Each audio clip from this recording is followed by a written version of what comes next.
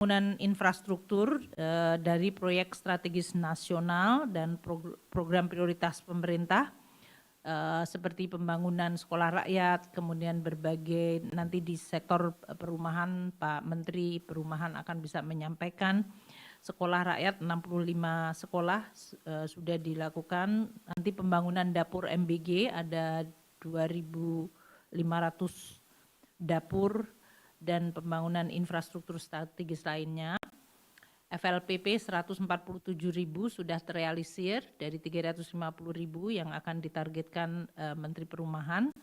Itu semuanya memberikan kontribusi terhadap terutama 4,89 di sisi bangunan. Untuk mesin yang tumbuh 25,3%, terutama adalah barang import modal jenis mesin yang tumbuh 28,16% dari import kita. Ini baik di swasta maupun juga dari pemerintah. Belanja modal pemerintah tumbuhnya mencapai 30,37%, seperti yang tadi disampaikan di dalam belanja pemerintah, terutama juga pada peralatan dan mesin. Untuk realisasi investasi langsung yang mencapai 477,7 triliun, terutama didukung oleh PMDM, penanaman modal dalam negeri, yang tumbuhnya mencapai 30,5% year on year. Ini diharapkan akan meningkatkan optimisme di dalam iklim investasi domestik yang akan terus kita coba jaga. Ekspor juga tumbuh cukup tinggi yaitu 10,67. Ini di tengah-tengah Presiden Trump mengumumkan tarif retaliasi atau Liberation Days tarif. Nampaknya ini menggambarkan adanya front loading ekspor ke Amerika Serikat. Jadi mumpung baru diumumkan, belum diberlakukan karena diberlakukannya baru Agustus tanggal 7 ini. Jadi banyak pesanan ekspor sebelum kenaikan tarif itu dilakukan bahkan sesudah terjadi pengumuman tersebut. Ini menjelaskan mungkin sedikit dari pertumbuhan ekspor yang justru meningkat pada saat pengumuman di kuartal kedua. Kita nanti harus melihat secara hati-hati dampak keputusan dari Presiden Trump menetapkan 19% yang lebih rendah dari yang diumumkan awal. Kita harapkan momentum akan terjaga di kuartal ketiga dan keempat. Ekspor jasa tumbuh tinggi 11,17%. Nanti Ibu Widi akan menyampaikan mengenai kunjungan wisatawan mancanegara karena ini adalah termasuk dalam ekspor jasa. Import juga tumbuh tinggi di 12,17%,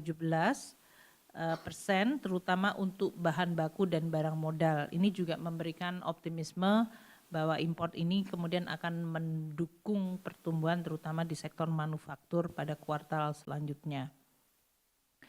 Untuk impor jasa, terutama mobilitas wisatawan mancanegara tumbuh 8,43%. Nanti Ibu Menteri Tourism Pariwisata akan bisa menyampaikan.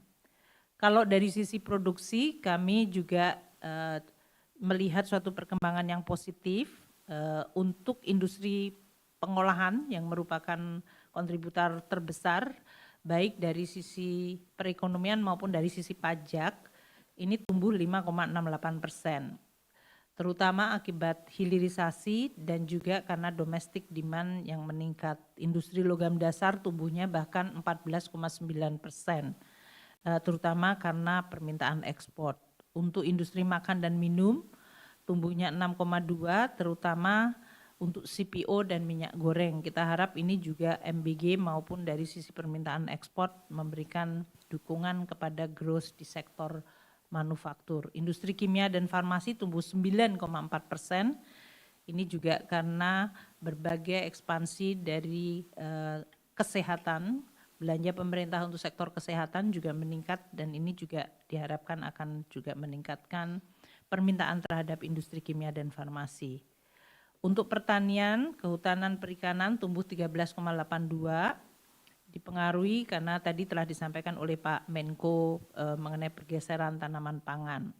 Perdagangan tumbuh 5,37%. Ini didorong terutama untuk konsumsi kebutuhan rumah tangga dan aktivitas produksi lainnya. Konstruksi tumbuh 4,98 juga menunjukkan investasi di sektor bangunan yang tadi juga menjelaskan dari sisi PMTB.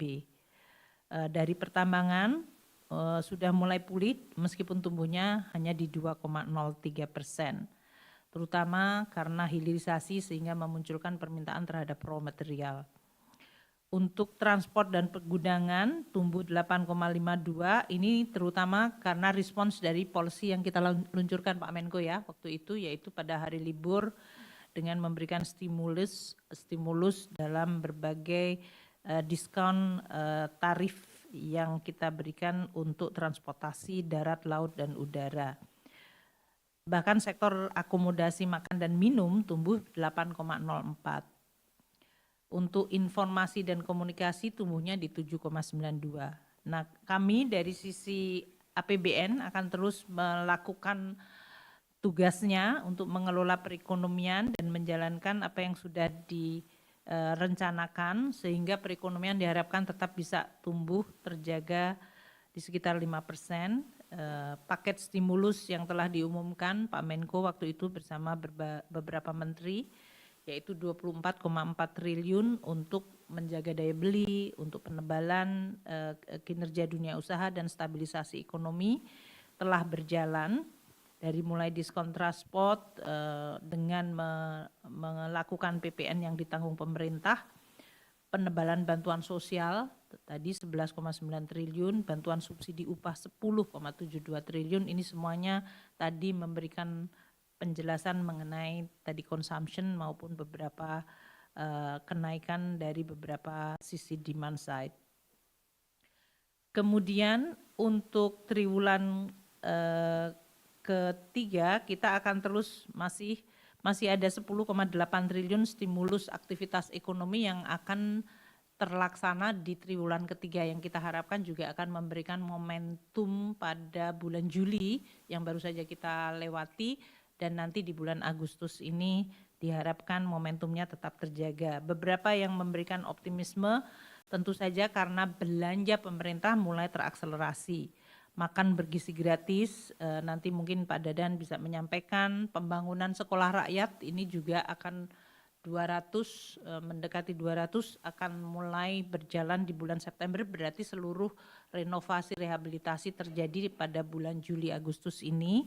Juga rehabilitasi sekolah yang dilakukan oleh Kementerian Pendidikan Dasar ini juga mulai terakselerasi di kuartal ketiga ini.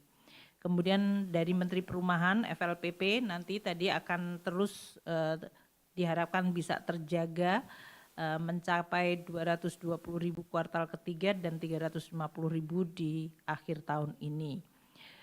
Kami juga memberikan dukungan untuk stabilisasi harga pangan karena konsumsi penting sekali tadi. Jadi Bulog telah diinjeksi dengan 16,6 triliun untuk stabilisasi beras saja dan 5 triliun untuk stabilisasi harga jagung. Serta deregulasi di sektor pertanian untuk pupuk yang menyebabkan musim tanam bisa terjaga dengan ketersediaan pupuk yang bersubsidi. Kita juga menjaga iklim investasi agar tetap sehat dan kompetitif, terutama pemerintah akan juga setiap saat bersama dengan Menteri Perdagangan dan Menteri Perindustrian melakukan perlindungan industri dalam negeri dengan bea masuk tindakan pengaman atau BMTP apabila dibutuhkan. Ini sangat penting di dalam rangka kita untuk tetap menjaga competitiveness dari industri manufaktur kita. Kemudian untuk administrasi perpajakan juga disimplify, terutama untuk penyelenggaraan perdagangan melalui sistem elektronik atau PMSE yang akan bekerja sama dengan kami di dalam pemungutan PPh pasal 22. Tidak ada pajak baru atau tarif baru, hanya administrasinya disederhanakan dan dimudahkan.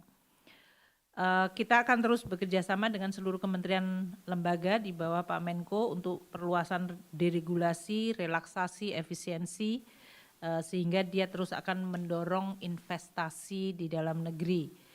Di bidang perpajakan, pajak dan bea cukai, kami terus melakukan perbaikan administrasi dan juga terus melakukan perbaikan dari sisi kebijakan.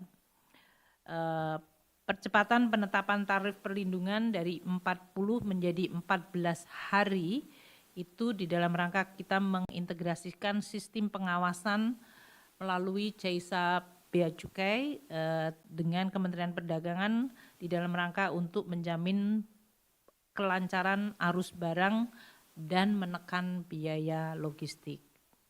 Untuk semester kedua, Pak Menko, kami akan terus memonitor pelaksanaan APBN.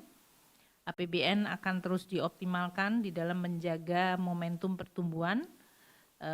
Tentu salah satu kepastian adalah penurunan tarif dari 32 menjadi 19% dari Amerika Serikat. Kemudian APBN akan melakukan counter cyclical di semester kedua.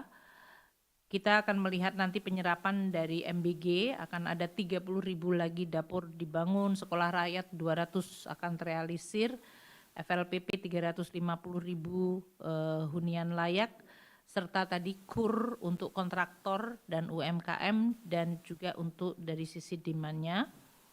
PPN DTP yaitu PPN untuk